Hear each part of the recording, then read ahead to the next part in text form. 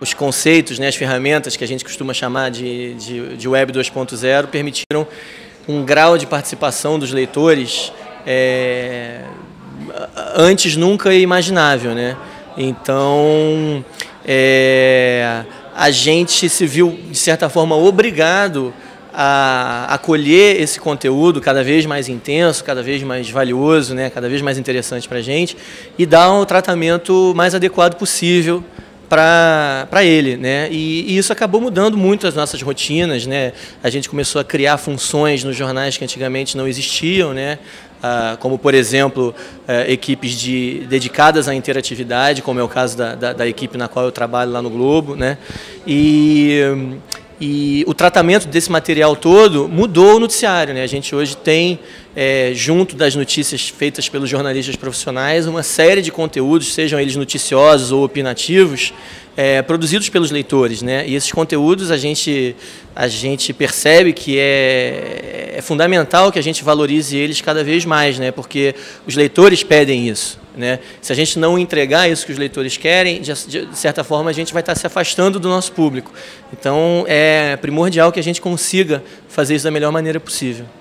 Eu particularmente defendo que o conteúdo de leitor, o jornalismo colaborativo, por exemplo, ele tenha um tratamento, ele seja mais valorizado do que é hoje, né? Seja pelo menos tão valorizado quanto é o conteúdo profissional, porque hoje, cada vez mais, a gente percebe que o jornalista profissional não é o senhor da notícia, né? Não é o único responsável por definir o que é notícia e o que não é, né? Hoje, notícia virou uma commodity. Qualquer pessoa pode fazer notícia, graças às ferramentas digitais que estão disponíveis, né? E a gente tem que assumir isso. Não adianta a gente, no meu entender, não adianta a gente dar murro em ponta de faca, né? A gente tem que entender isso, trazer isso para a gente, né, e transformar isso, essa mudança de paradigmas, né, numa coisa positiva para a gente, né?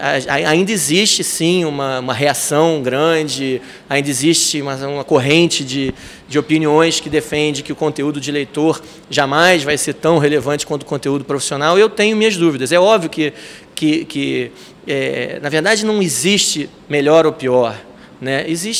São conteúdos diferentes, mas ambos têm a sua importância, ambos têm o seu espaço e ambos devem ser tratados da mesma forma, né? Ou pelo menos de forma equivalente.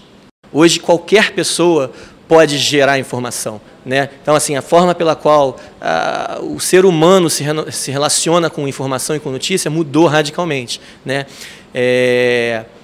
O pedestal no qual o comunicador estava, né, colocado durante anos, né, na condição de pessoa que pode decidir o que é a informação relevante que merece ser distribuída para muitas pessoas, essa posição, eu acho que ela morreu, praticamente, nem perde importância, ela realmente morreu, porque hoje qualquer pessoa pode distribuir em escala planetária, em questão de minutos, uma informação relevante, né? Então a gente precisa aprender a se relacionar com isso, né? A gente perde, nós jornalistas perdemos um pouco esse poder de decidir o que é notícia, mas por outro lado a gente continua, a gente tem que se transformar, a gente tem que usar a nossa expertise, o conhecimento, os anos de experiência que a gente tem, a formação acadêmica que a gente tem, para se adequar a essa mudança. A gente continua tendo o poder de ser o curador da informação. Talvez nós não sejamos mais o informador, mas nós somos o curador da informação. A gente tem milhões de pessoas que continuam nos procurando, querendo saber o que a gente acha que ele deve procurar na internet, por exemplo, né?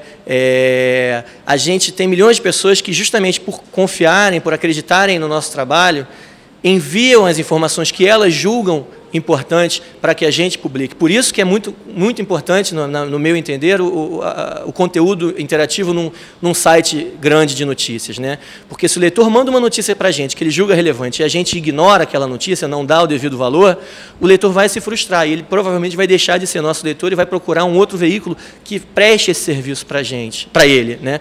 Então, enfim, tudo isso faz parte de um processo complexo de mudança de paradigma de trabalho, né?